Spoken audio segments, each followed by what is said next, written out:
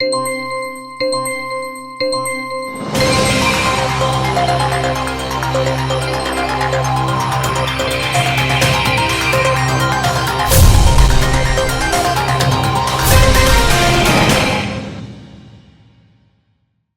दर्शकों, बात आज के चैनल में आपका स्वागत है। मैं हूं पारुल शर्मा और पेश है आज की सच्ची बात पक्की बात।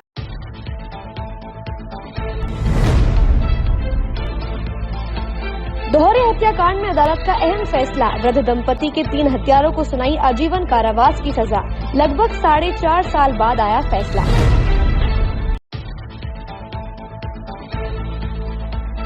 अजमेर की हाई सिक्योरिटी जेल में ड्रोन मिलने से मचा हड़कंप। पुलिस ने बताया ड्रोन खिलौने वाला। मामले में जांच जारी।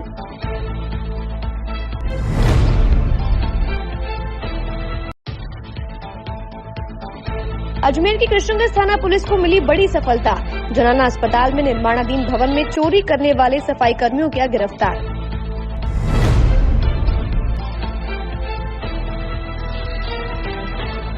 आदर्श नगर थाना क्षेत्र निवासी 18 वर्षीय युवक ने लगाई फांसी। प्रारंभिक जांच में मानसिक रूप से परेशान बताया जा रहा है युवक।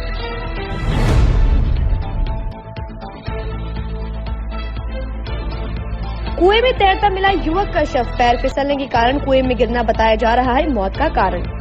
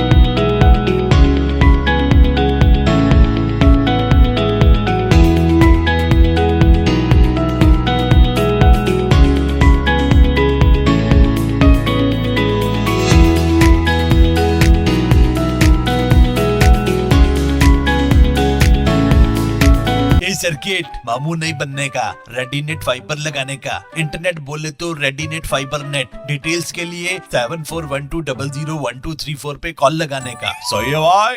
इंटरनेट बोले तो रेडीनेट फाइबर। अब शुरू करते हैं बातों का बेहतरीन सफर। वृद्ध दंपति को रात्रि के समय गला दबाकर निर्ममता से मौत की नींद सुलाने वाले 3 हत्यारों को अदालत ने आजीवन कारावास की सजा सुनाई। वारदात लगभग 4.5 साल पहले की अलवर थाना क्षेत्र की है।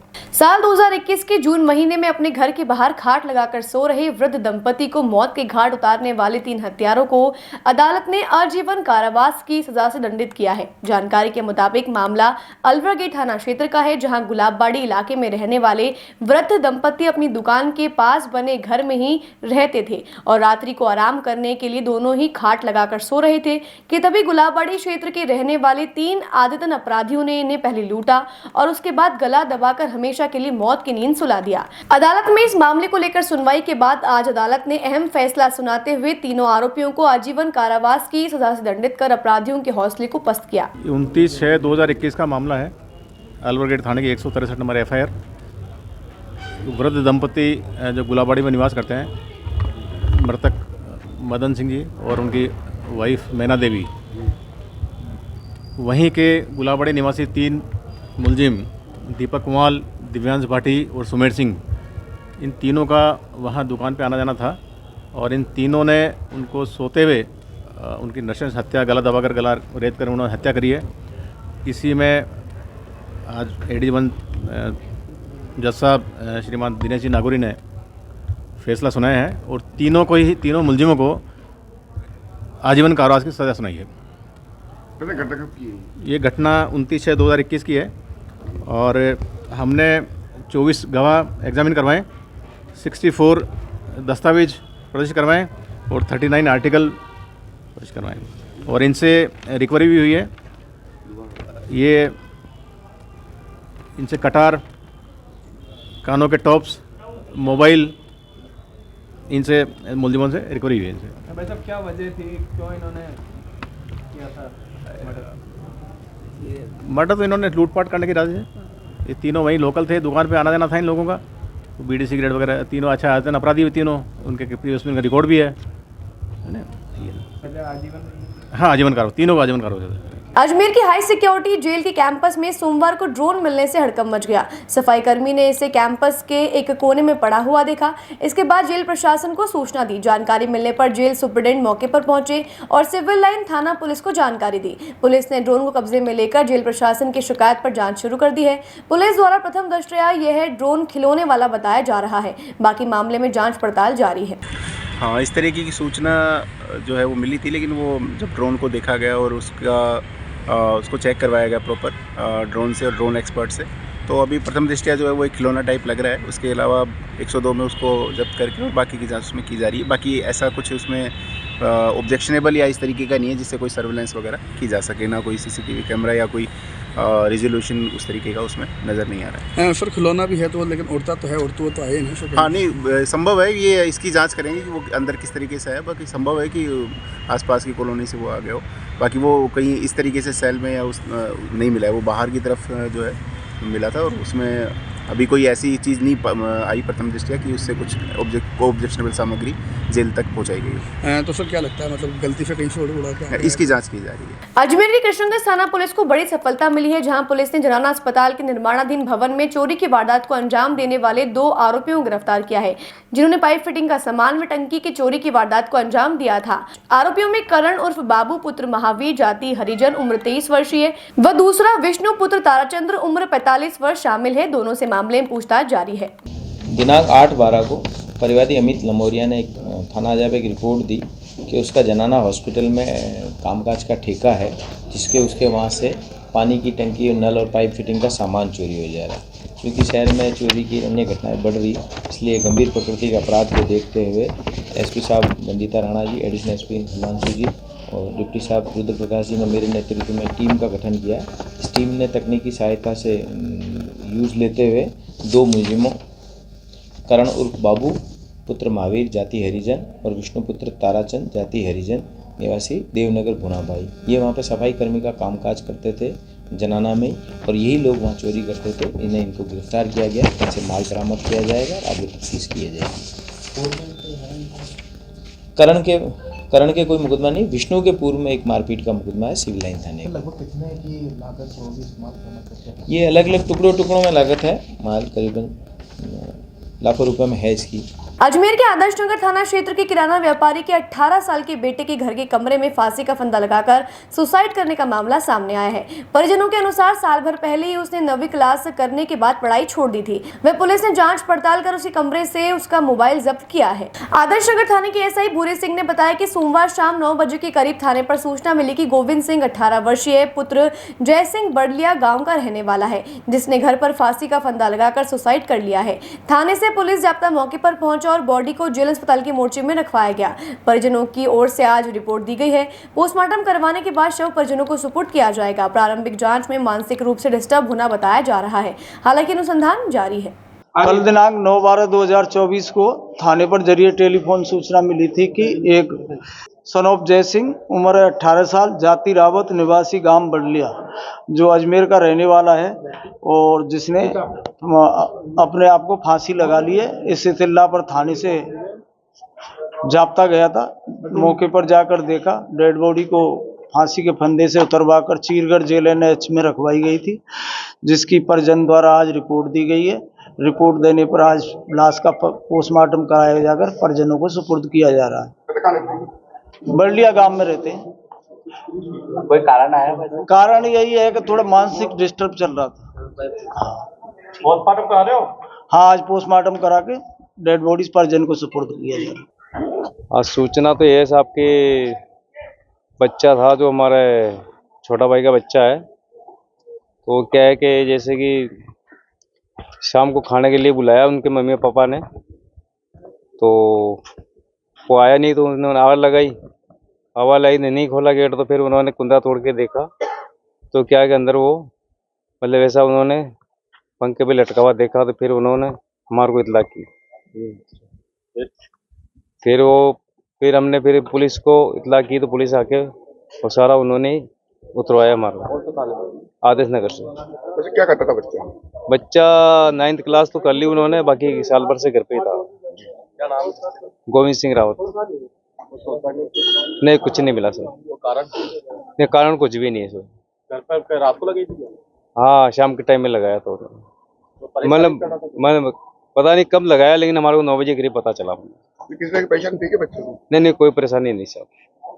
कहाँ रहते हैं? बडलिया गाँव में। अजमेर के आदर्श नगर थाना क्षेत्र से हटुंडी निवासी 28 वर्षीय जहांगीर का कुएं में शव मिलने से हड़कंप मच गया, जिसके बाद आदर्श नगर थाना पुलिस मौके पर पहुंची और सिविल डिफेंस की टीम की सहायता से शव को बाहर निकलवा कर जिला अस्पताल की मोर्चरी में रखवाया गया। साथ ही पोस्टमार्टम के बाद शव परिजनों को सुपुर्द किया जाएगा। परिजनों का कहना है कि बकरी चराते समय पैर फिसलने से युवक कुएं में गिरा है। वह पुलिस मामले की जाँच में जुट गई है। कल दिनांक 9/12/2024 को थाने पर जरिए टेलीफोन इत्तला मिली थी कि हटुंडी गांव में एक पानी के कुएं में एक व्यक्ति की लाश तैर रही है। इस इत्तला पर थाने से जाब्ता गया। जाब्ते में जाकर सिविल डिफेंस की टीम की मदद से और डेड बॉडी को निकाला तो मृतक जहांगीर सनोप स्वर्गीय अमरुद्दीन उम्र 28 साल निवासी चीता हटुंडी का रहने वाला था, जिसकी लाश कल दिनांक को पोस्टमार्टम के लिए चीरगढ़ मोचरी में रखवाई गई थी। आज जिसका पोस्टमार्टम कराया जा रहा है। ये मजदूरी करता था, कोई ट्रक ब्रक पर चलाता था। कुएं में कोई बकरी चराने, इनका परिवारजन का कहना है कि बकरी चराने गया तो पैर फिसल गया। बातों को देते हैं एक छोटा सा विराम, जल्दी मिलते हैं एक नए सफर पर।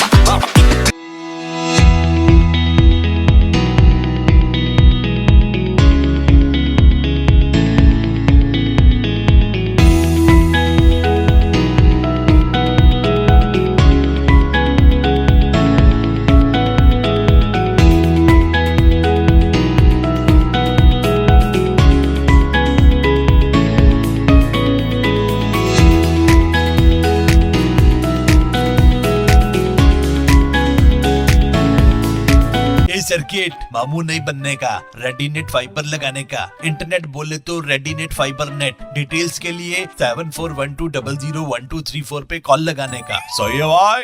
इंटरनेट बोले तो रेडीनेट फाइबर। एक बार फिर आपका स्वागत है। आइए चलते हैं एक नए सफर पर। जैसा कि आप देख रहे हैं कि अजमेर में चोरी की वारदातें लगातार बढ़ती दिखाई दे रही हैं। आज फिर चोरों ने एक बार पुलिस को चुनौती दी है।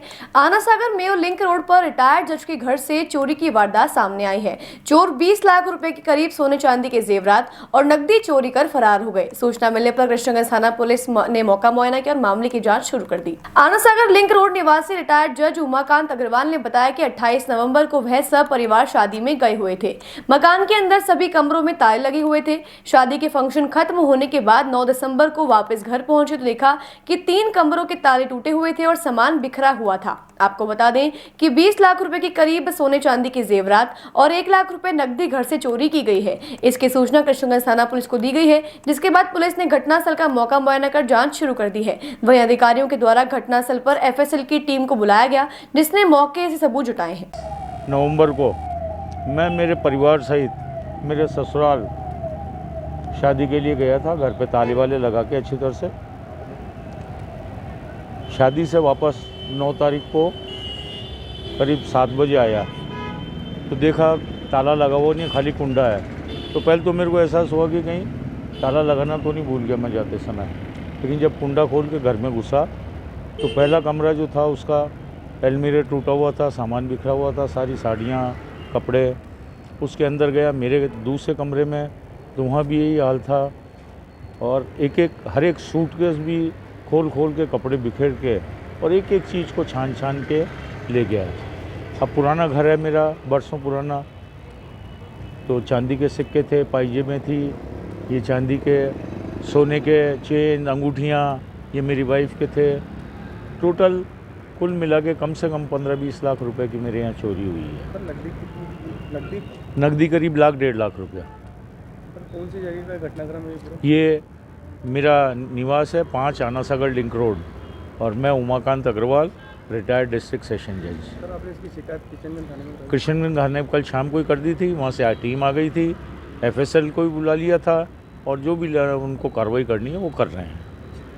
राजस्थान विधानसभा अध्यक्ष और अजमेर उत्तर के विधायक वासुदेव देवनानी द्वारा पानी की समस्या को देखते हुए पंचशील नगर स्थित गणेश गुआड़ी में हैंडपंप की खुदाई का विधिवत शुभारंभ किया गया, जिसके बाद क्षेत्रवासियों ने देवनानी और स्थानीय पार्षद का आभार व्यक्त किया।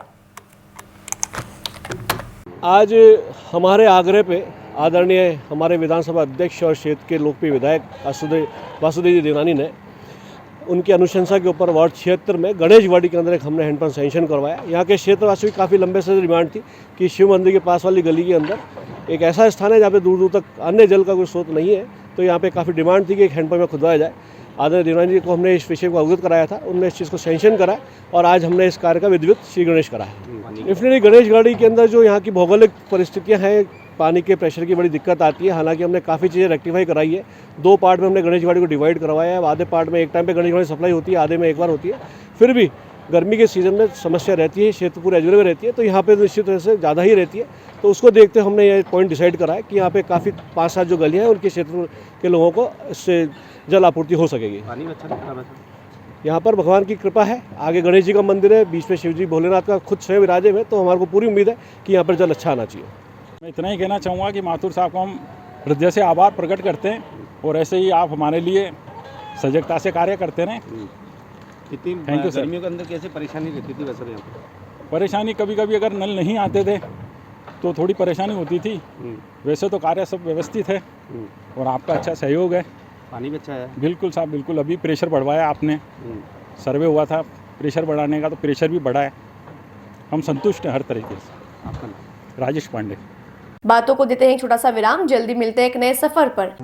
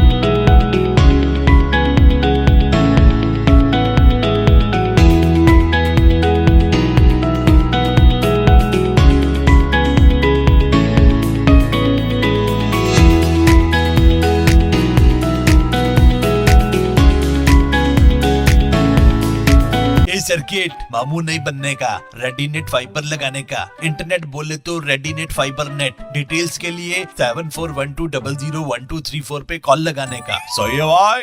इंटरनेट बोले तो रेडीनेट फाइबर। एक बार फिर आपका स्वागत है। आइए चलते एक नए सफर पर। गायत्री शक्तिपीठ कन्या महाविद्यालय में राष्ट्रीय सेवा योजना के तहत महाविद्यालय में योग शिविर का आयोजन किया गया। कार्यक्रम का शुभारंभ प्राचार्य डॉक्टर सुरेश वैष्णव की अध्यक्षता में किया गया। देव संस्कृति से आई BA व BSc योग की छात्राओं ने महाविद्यालय की छात्राओं को योग का महत्व, योग की प्रमुख क्रियाओं को करवाया व योग को अनुशासित जीवन का अंग बताया। गायत्री शक्तिपीठ कन्या महाविद्यालय पुष्कर में देव संस्कृति विश्वविद्यालय शांतिकुंज हरिद्वार की ओर से वहाँ पढ़ रही विश्वविद्यालय की छात्राएं, 4 छात्राएं आई और उन्होंने अपने यहाँ पर योग का डेमोन्स्ट्रेशन किया, योग का महत्व बताया। उन्होंने स्वस्थ शरीर में स्वच्छ मन और सभ्य समाज की कल्पना के आधार पर उन्होंने युग निर्माण के सूत्र संचालक पंडित श्री राम शर्मा आचार्य जी का संदेश दिया और उन्होंने कहा कि स्वस्थ रहना बहुत ज़रूरी है। इसके लिए आप प्रातः रोज़ आप योग करा करें और गायत्री मंत्र और शांति पाठ भी उन्होंने करवाया। आपका नाम और पता? डॉक्टर सुरेश वैष्णव, प्रिंसिपल गायत्री शक्तिपीठ कन्या महाविद्यालय पुष्कर। ख्वाजा साहब के 813वें उर्स की तैयारियों को लेकर आज एक महत्वपूर्ण मीटिंग हुई। इस मीटिंग में केंद्र सरकार ज्वाइंट सेक्रेटरी, जिला कलेक्टर लोक बंधु और समस्त प्रशासनिक अधिकारियों के साथ साथ दरगाह कमेटी के नाजिम ने भी भाग लिया। मीटिंग में उर्स की व्यवस्थाओं को लेकर विस्तृत चर्चा की गई। अधिकारियों ने उर्स के दौरान सुरक्षा, यातायात और स्वच्छता की व्यवस्था करने पर जोर दिया। इसके अलावा दरगाह कमेटी के नाजिम ने उर्स के दौरान होने वाले धार्मिक और सांस्कृतिक कार्यक्रम के बारे में भी चर्चा की। वहीं अधिकारियों ने उर्स के दौरान शांति और सुरक्षा बनाए रखने के लिए सभी आवश्यक व्यवस्थाएं करने का आश्वासन दिया।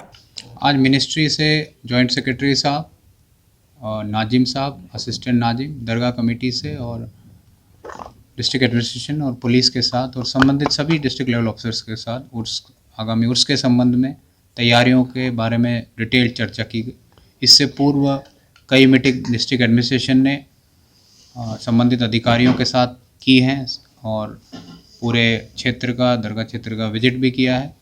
संबंधित अधिकारियों ने अलग अलग भी विजिट किया है और जॉइंटली भी विजिट किया गया है। और जो जो तैयारियां करनी हैं, जो हर बार तैयारियां होती हैं, उसको और किस तरह से बेहतर क्राउड मैनेजमेंट किया जा सकता है, क्या व्यवस्थाएं कायड विश्राम स्थली पर रहेंगी, क्या व्यवस्थाएं वहाँ रहेंगी, उसके संबंध में चर्चा हुई, विस्तृत चर्चा हुई और जो भी बिंदु आए उन पर निर्णय भी लिए गए। और मैं समझता हूँ कि हम बहुत ही शांतिपूर्ण तरीके से और अच्छे तरीके से उर्स में जो भी जायरीन आते हैं पूरा हम ये कार्यक्रम कराएंगे। कायड विश्राम स्थली पर भी जो व्यवस्थाएं थी उसके संबंध में चर्चा हुई और जो जो तैयारियां, जो टेंडर्स, जो कार्य संबंधित विभागों को करने हैं उनके द्वारा टेंडर्स भी कर लिए गए हैं और सभी कार्य प्रगति पर हैं, ऑन ट्रैक हैं। और जॉइंट सेक्रेटरी साहब ने भी इस पे सेटिस्फेक्शन दिखाया कि जो भी तैयारियां होनी थी वो अभी तक की टाइमलाइन के हिसाब से उनमें प्रगति संतोषजनक है। और आगे दोबारा मीटिंग कर हम वापस रिव्यू करेंगे जो भी डिपार्टमेंट्स के साथ चर्चा हुई। मानवाधिकार दिवस के उपलक्ष्य में महर्षि दयानंद सरस्वती विश्वविद्यालय के विधि विभाग ने एक अनोखा कार्यक्रम आयोजित किया। विधि विभाग के छात्रों ने नुक्कड़ नाटक के माध्यम से माकड़वाली ग्रामवासियों को उनके मानवाधिकारों के प्रति जागरूक किया। इस नाटक में छात्रों ने विभिन्न मानवाधिकार के बारे में बताया, जैसे कि शिक्षा का अधिकार, स्वास्थ्य का अधिकार, समानता का अधिकार आदि। उन्होंने यह भी बताया कि कैसे ये अधिकार हमारे देश के संविधान में वर्णित है। नाटक के माध्यम से छात्रों ने ग्रामवासियों को यह भी समझाया कि कैसे वे अपने अधिकारों का उपयोग कर सकते हैं और कैसे वे अपने अधिकारों की रक्षा कर सकते हैं। इस कार्यक्रम का उद्देश्य लोगों को उनके मानव अधिकारों के प्रति जागरूक करना और उन्हें अपने अधिकारों का उपयोग करने के लिए प्रेरित करना रहा। आपको बता दें कि इस कार्यक्रम में जिला विधिक सेवा प्राधिकरण ने भी अपना योगदान दिया और कार्यक्रम को सफल बनाया। आप लोगों ने पढ़ने लिखने का अधिकार होने के बावजूद कैसे हमारी आवाज को दबाया जा रहा है। हम कब तक इस गुलामी की बेड़ियों में जकड़े रहेंगे। हमें भी आजादी चाहिए, बंधुआ मजदूरी से आजादी, पढ़ने लिखने की आजादी। आज के लिए बस इतना ही। कल फिर होगी आपसे मुलाकात, तब तक के लिए दीजिए इजाजत। नमस्कार।